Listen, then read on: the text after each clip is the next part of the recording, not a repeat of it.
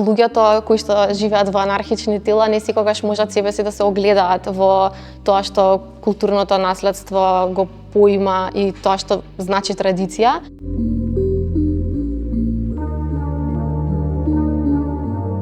Јас сакав практично тој аспект на медиумот да го присвојам и да го претворам во нешто во кое што јас, а се надевам и другите можат да се видат себе си. Уметност исто така многу често ја користи и убавината и бруталноста како начин да не придвижи и да ни овозможи да почувствуваме нешто што ќе биде ослободувачко за сите нас.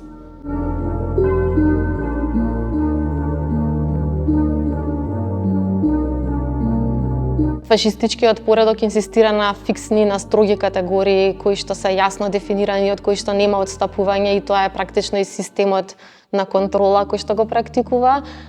додека пак квир уметноста инсистира на фрагилни, флуидни, комплексни множини и слоевити категории, односно или комплетно бришање на категориите како концепт.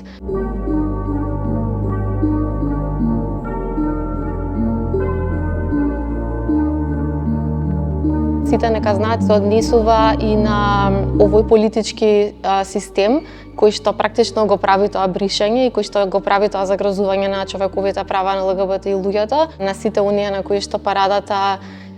им пречи бидејќи е гласна, шарена и пркоси,